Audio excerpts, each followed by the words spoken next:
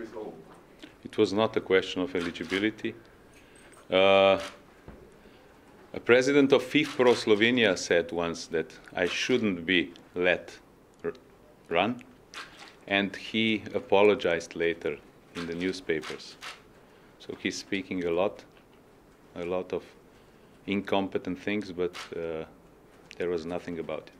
Because he said that he has never seen me in the building of Olimpija Ljubljana, so that's why he thought that I'm not a member of their executive committee. So how long? I think we will come back to you, and then we have Swedish TV4. Olof Lund from Swedish TV4. On June 3rd, the Swedish Federation and other Nordic federation came out to support you. Do you count them as that you would get their votes in the election? Let's see how they will decide after today's meetings with both candidates. But I think that they will vote for me. All right. Can I? Were you? Eventually. Okay. Julia? Julia Weschenbach, German research in EPA. Germany wants to host the Euro 2024, and now the Nordic countries have announced their ambitions as well. They both support you, or have announced to support you. How do you see their bids? And then second question, what do you respond to critics that see you as Infantino's puppet? First, I haven't seen any bids, and I don't know exactly if they will both run. There are committees, there are people who will evaluate all the bids. About Platini's puppet, one day I'm Platini's puppet, the second day I'm Infantino's puppet, the third day I'm a Russian puppet, the fourth day Italian puppet. It's quite hard, especially for some journalists or some people, to understand that a guy from a small Slovenia can be independent. But trust me, I'm independent. So. Okay. Ken? In your manifesto, you're saying that there should be no political interference in the sport. How would you explain the situation in Russia, where the sports minister is also running the FA, and also now this doping situation after the Olympics? First, FIFA is deciding if it's okay to be a minister and president of Football Association and not UEFA, because it's a part of FIFA statutes. About the doping affair, if I can call it that way, I know just from the media. So I'm in principle against collective punishment, but I cannot tell anything else because I don't know the exact facts. Vegas, remember to state your name and your media, please. Anders from VG Norway. FIFA is deciding this, you said, but what do you think? About what exactly? The sports minister being in FIFA. I don't see a problem until FIFA sees it. Sweden, apparently there's information that they've been promised a seat on the executive committee. Karl-Erik Nilsson, would you like to see that? First of all, it's a complete lie. And I replied that to the journalist. I don't know if this gentleman or his colleague from the same famous newspaper. It's a complete lie. That's first thing. The second thing, about the EXCO members, it's decided by the Congress, not by the President. And absolutely, I cannot, I didn't, and Karl-Erik Nilsson didn't ask me to promise that. Christian? On my way here, I talked to two Please random... your name and media. Christian, Danish TV2, sorry. On my way here, I talked to two random guys on the train saying that I was going to this meeting with you and Mr. Van Praag. They said, oh my God, this system will never change. This guy, Ceferins, he bought some of the Nordic countries with a Euro championship. What is your response? How does it make you feel that those men on the street thinks that way about you? First of all, I answered to your colleague that that's not true. Second, I should ask a journalist who writes lies and doesn't care about it, how does he feel? If he writes lies, And then, because of that, random people on the train think badly about a person. But just to follow up, what is your reaction on the stories that you promised a euro? I answered 5 minutes ago. It's a That lie. was on I didn't. the Swedish guy. This is No, about no, no, the Euro no. Championship. Your colleague asked the same question, but okay, I can answer again. I didn't promise. I cannot promise. There's an exco, and this exco, who is the old exco, will decide about it. I cannot do anything about it, and I don't want, and nobody asked me. And let's see if Scandinavian countries will have a bid or not. Okay. Robert Kemper, German Radio Deutschland. Mr. Ceferins, first question. The German FA announced publicly that they will vote for you next week. Did you have any meetings with them? Could you be a little bit specific? When do you meet with them first, and what was the topic you discussed with them? Second question, do you have any advisors for your campaign? And if you have advisors, could you please give us the names? First, I met German delegation. I think President Grindel, General Secretary, and another person who, I'm sorry, don't remember the name, in Paris. And we were talking about future of football. I didn't have a program yet, and out. Then the second time I met him in Munich. I don't know, I'm not sure, but 2 weeks before they went out, something like that. I don't have any advisors. Unfortunately, I pay my own campaign, and I cannot afford advisors. But I do it myself. We had Henrik Ziegler from Danish Broadcasting. There's been a lot of criticism, amongst others, from the Danish FA about the process leading up to the changes in the Champions League. How do you see that process, and is it something that you would like to change about it if you become the president? The process was very bad. The thing is that almost nobody was informed about it. That's not just the dialogue between UEFA and member associations, but also between the leaders of clubs associations and clubs, obviously, because I asked Slovenian clubs and they didn't know almost anything about it. I don't want to be populistic now and shout how I will change everything. I just know that I have to look at it if I become president and see what I can do. But the thing is that it's impossible that no member association and no club from a small and mid-sized association knows anything about it. Even if I'm informed correctly, the EXCO members didn't know it.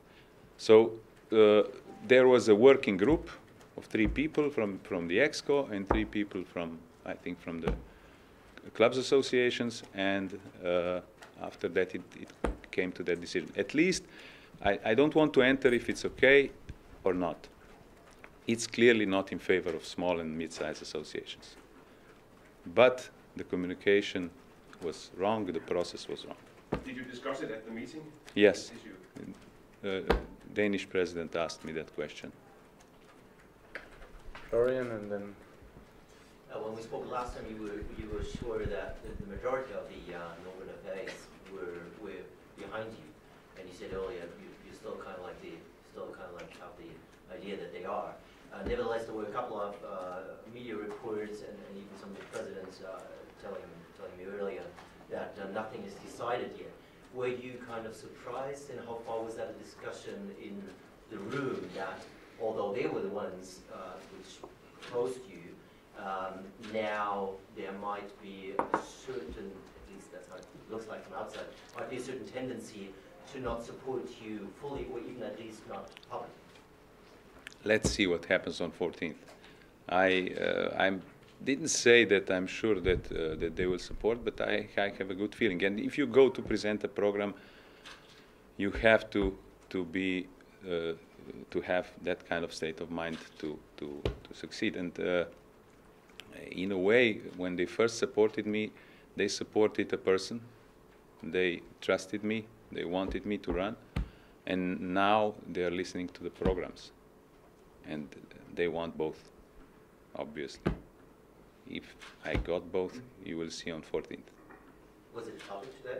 Sorry? Was it a topic today? No, they didn't talk about it at all. I just presented the program. They had a lot of questions about the program and out of the program about, of course, that club competition, which is the hottest subject right now in football. All right, again. When did you decide to run for the presidency of UEFA? And what was the topic when Mr. Van Praag visited you in Slovenia early May? First, I don't remember exactly when I started. Second, he didn't visit me early May, but later. Again, I cannot say, maybe late May. And the third thing is that he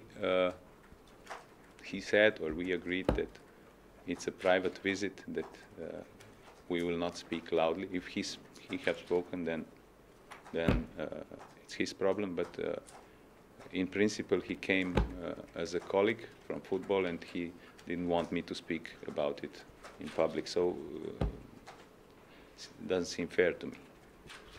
We just let Søren have a question.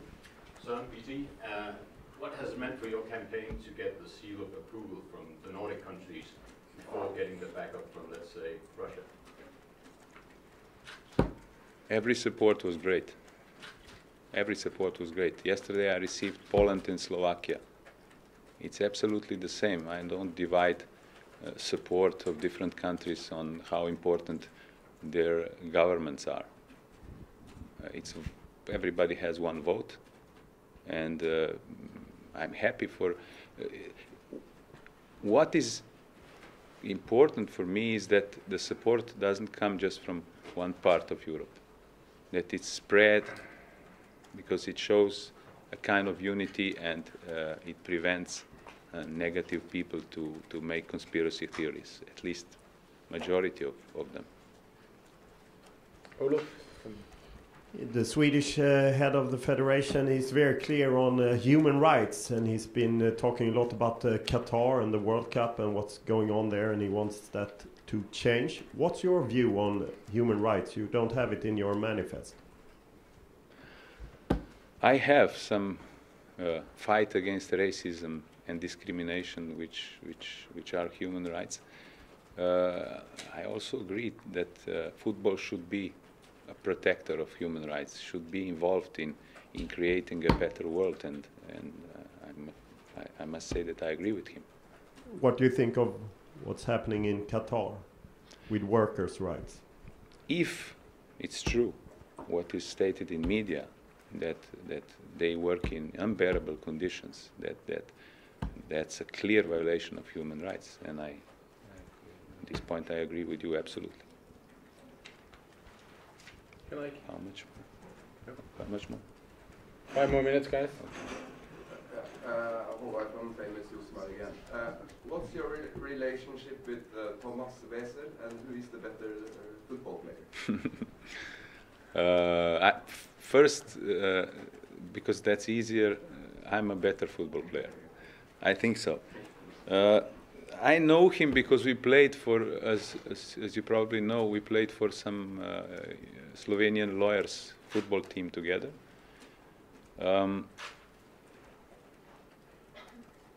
I don't know how FIFA found him. I didn't find him for them, but they called me, not Gianni Infantino, but some other friend from FIFA. I said, "Do you know this guy?" I said, "Of course I do. I know him, and he's very competent. He is a president of Court of Audit of Slovenia. If he can audit Slovenia, then he can, by my opinion, audit FIFA too." You are a lawyer, you said it. Were you ever requested from other football officials to assist them in, or to help them in some legal cases? No. Never. Okay, one more Norwegian question. You are running about one of the points in your manifest is transparency. Can you tell us who from FIFA called you about Thomas Wessel? No, that's not about transparency. It's about friendship, and it's about friendship and about honor, which is also very important to me. And if somebody says, I don't want you to speak about me, then I will not speak about him. And it's not about transparency, by my opinion. But okay, last couple of questions. Question? I know there have not been a bid yet, but as a possible president of UEFA, what would you think about a Euro Championship in the Nordic countries? Would it be a good idea? it depends on the bid. I'm not trying to get out of your question, but it's really depends on the bid. It depends on the infrastructure, hotels, every single condition, and I cannot say anything about it. You know, when there are bids for Euros, there's a commission who evaluates, as I know. I informed myself, I was never involved. And then you decide by the bids. It's impossible to say if Germany is the right one, if Italy is the right one, or Scandinavian countries, or somebody else at this moment. But if the bid is good? If the bid is good, if the bid is the best, then the best one will, I hope, will get the Euro, but there will still be voting at the Exco. Yeah. Do you have any concerns at all about Russia hosting the World Cup in 2018? In what way concerns? For security or what? Yeah, if you for doping, for security, for human rights, for discrimination of gays. I try to be as positive as possible, so I'm optimistic that everything will be fine. I always try to be at the first optimistic. Some people are first pessimistic and first negative. I'm not. I hope everything will be fine, and let's see what happens. It's really hard to speculate at this moment. Any last questions? Olof from Sweden will have the last word. Were you surprised when the Nordic countries came out in support of you before even all the candidates were clear and you didn't have a manifest? No, I was not surprised because we know each other for a long time. I was honored but not surprised. And you must know that Infantino was backed by almost all European countries before he had manifesto. Platini was backed by all countries before presenting any manifesto. I don't say that I'm Platini. He's a different name in football, I agree. But I don't think I was surprised, although maybe a little bit, but in principle honored, and I thought that they trust in me. Were you surprised that they chose you from Sweden and many of the Nordic countries? They had Van Praag as their FIFA candidate in January of 2015, and now a little bit more than a year ahead. They have chosen obviously the one who they thought could be the best candidate, and they will do that on 14th. And but I can understand that many people are bothered by that football no-name guy from Slovenia, which many of them mix with Slovakia, can have some much support, but it happened, and I'm glad that it happened. All right. Thank you very much. Thank